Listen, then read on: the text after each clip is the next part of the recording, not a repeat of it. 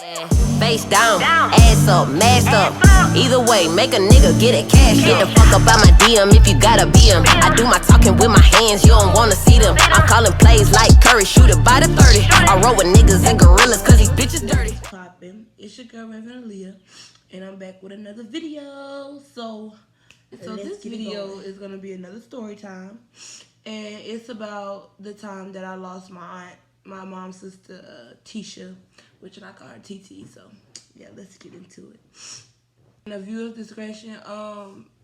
If you are emotional and you're a crybaby, you might want to go get you some tissue because this video is about to be real emotional. It's gonna get intense. So growing up, my mom had me at a young age. My mom had me when she was 18. So, me and my mom, my dad was in the service. So me and my mom was living with my grandmother. And so being that we was living with my grandmother, my auntie, was there because, my aunt was still in school or what have you. And so, we were a very tight-knit family. Like, we were always together. We spent a lot of time together. We did everything together. My aunt was like a second mother to me. Like when my mom had to go to work and stuff like that, my aunt, she helped my nana out with me or what have you. So it wasn't just like, a distant aunt, like a aunt, like, down the line. But it's like, that was like my girl. My aunt was like my best friend. It's a lot that I can say about like what she was to me. My auntie meant a lot to me. Like nobody would never understand what she meant to me and how much I loved her. That nobody would never understand. So my aunt had a heart disease. I don't know the name of the disease that she had, but she had a heart disease.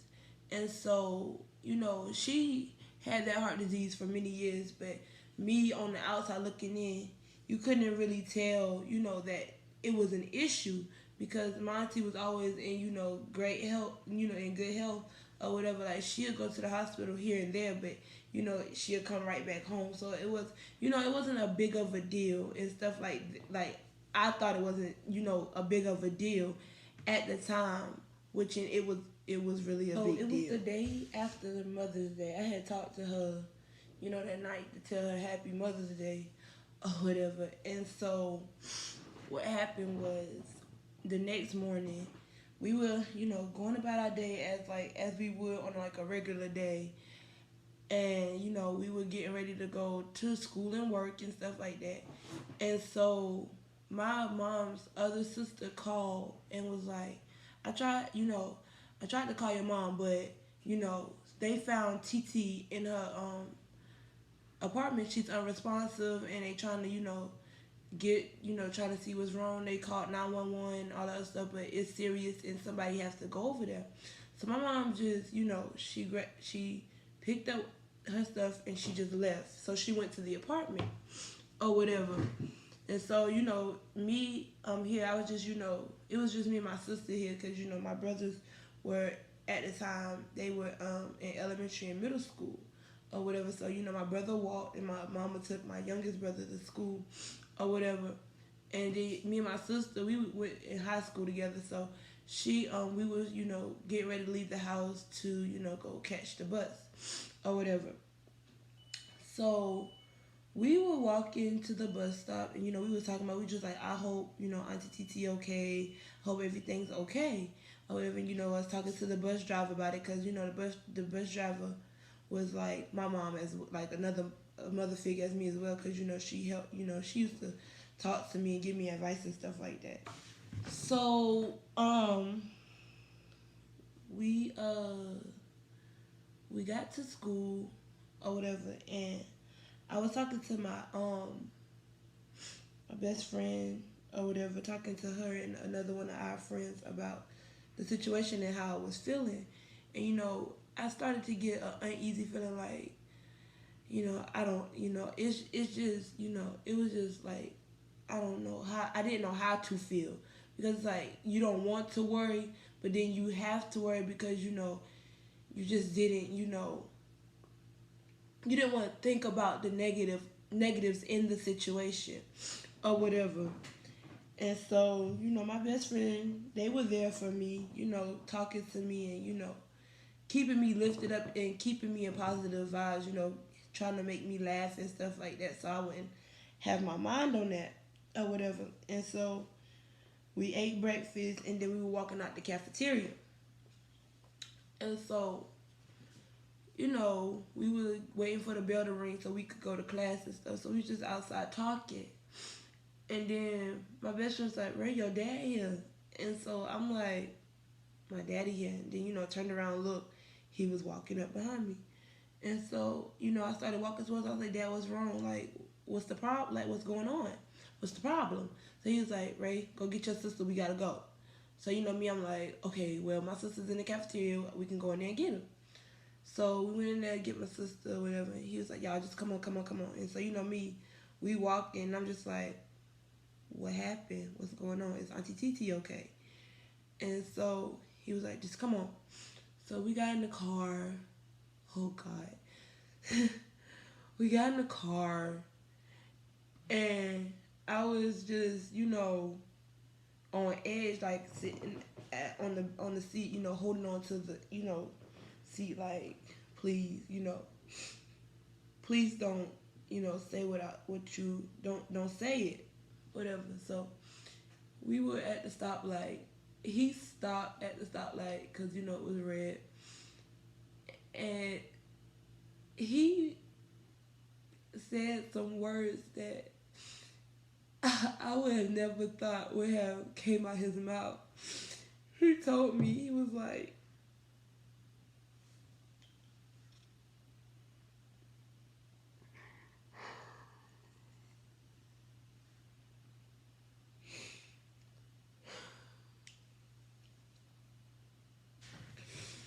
the words that came out his mouth was,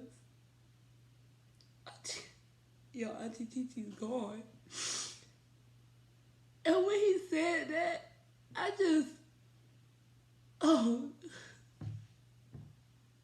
like,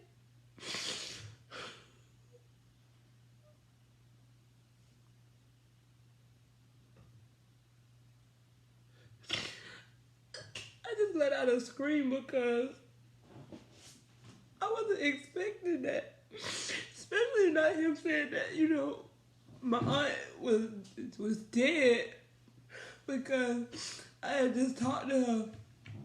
And we were talking about graduation and she was telling me how excited she was and how she was going to be the loudest one screaming my name and stuff like that. So it's like, it hurt. It took a piece of me that I would never thought that I would have lost. Like, it was rough. That was the day, that day, I would never forget that day because it was unbelievable to me because it's like you can talk to somebody and the next day they go like, it's the old saying that they used to say, you here today and gone tomorrow. And that's what it was. Because, like, I was not expecting that. That was a really low blow for me. Like, I'm a tough girl, but when I got that news, that broke me.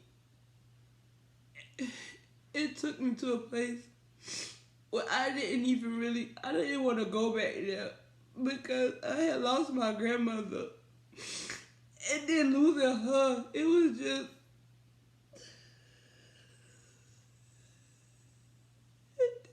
it did something to me. It did something to me. And so we finally made it to the hospital. And my first instinct was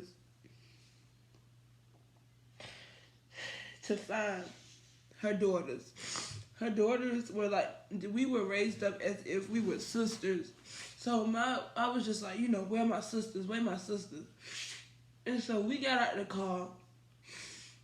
And when me and my sister got out the car, they ran over to us, and, we just hugged each other and we just all started crying because it's like, when I tell you we were not expecting that, we were not expecting it. And so we was all outside. We were praying, stuff like that, praying for peace and, understanding and stuff like that. And then we went to the room where she was laying. And I was still in denial about it. Like, I was like, my auntie not going. My auntie is not going. She's not going. And then we went to the room and she was laying there. And I guess I got my reality check when I touched her.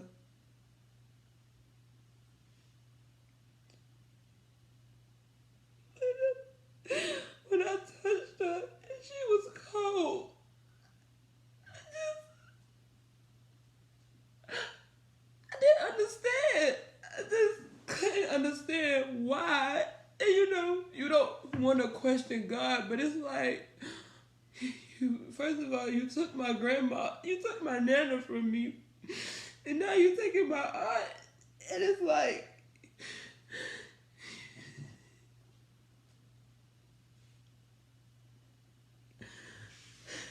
that does something to you.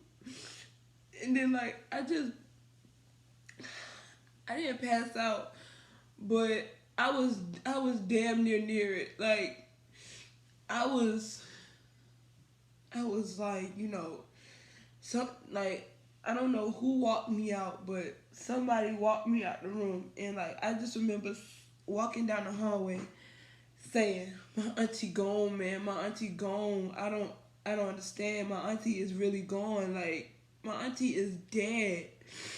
And, like, I just couldn't, like, I couldn't bear it. I could not bear the thought. And then having to, plan a funeral and putting her to rest. I just didn't want to think about that. I didn't. And then so the day came to lay her to rest. And I really was not, I did not want to go. Like, I didn't want to go. I really did not want to get out the bed. I did not want to go or whatever. And so finally get out the bed and get myself together to go to her memorial or what have you. And so, I was just, while we were on the way over there, I was just listening to music, and just, trying to, like, at least get in, like, good spirits. So, the day won't be negative, had to look at it in a different perspective. Like, she's not here anymore. She's not suffering anymore or whatever. And so when we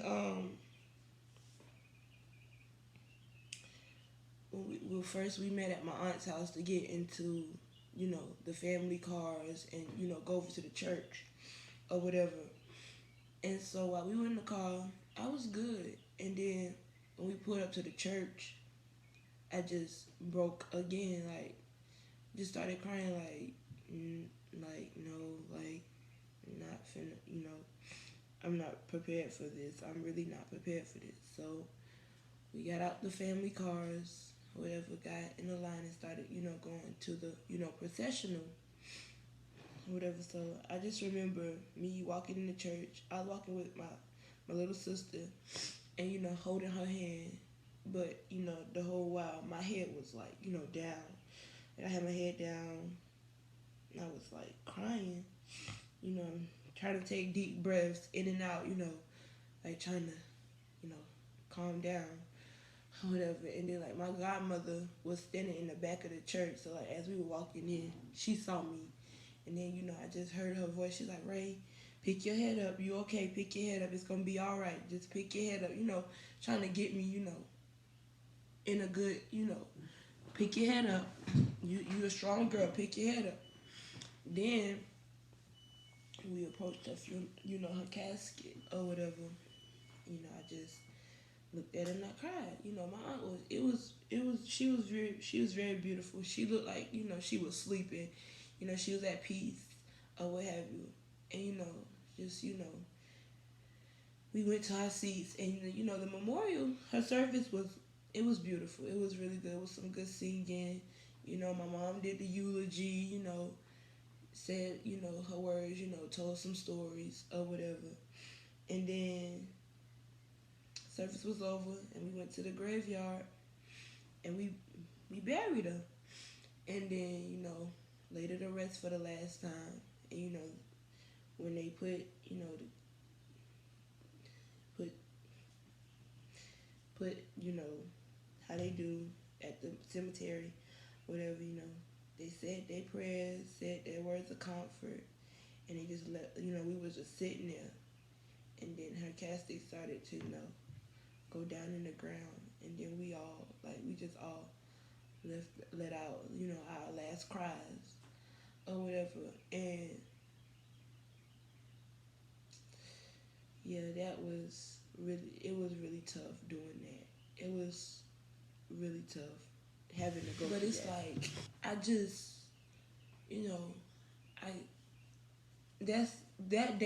that was the day that I realized we sometimes take life for granted or what have you, because, you always think, oh yeah, I'm waking up tomorrow, I'm gonna get up tomorrow, I'm gonna live my life tomorrow, and then, you never know when that time is gonna come. You never know when your time is gonna come, and you can't prepare for it because you don't know when it's coming.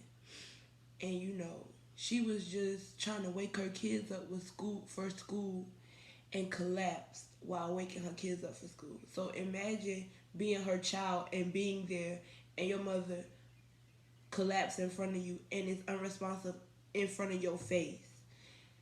And I couldn't imagine it. I really couldn't imagine. I can't imagine, watching, and then still believing that my mama alive and she was dead the whole time. If you don't get anything from this story time, I want you to take this into consideration. Take heed of this. If you're not on good terms with a loved one, I would advise you to go and fix that, because you never know when the last time you're going to see them, or the last time you're going to hear their voice, or the last time you're going to talk to them. So give people their flowers while they are alive. You know what I'm saying? Like, if y'all have a disagreement about something, don't let it go to the point to where y'all not even speaking. Because it's like, you need your family. In order to get through this life, you need some type of backing from family to friends to whoever.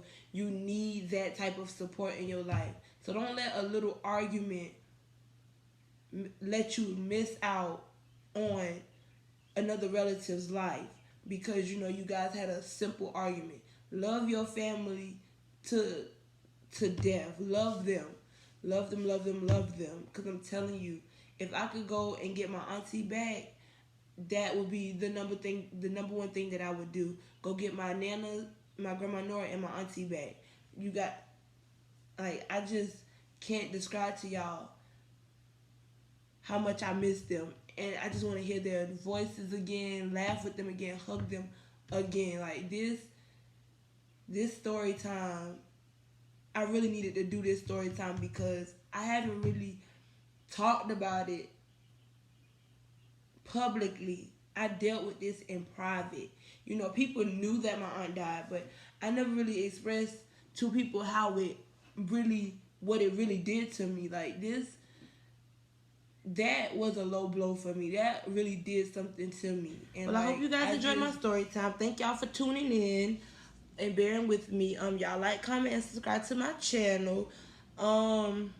Y'all put y'all opinions in the comments below, and also drop topics that y'all think or drop ideas that y'all think I should do in my next videos.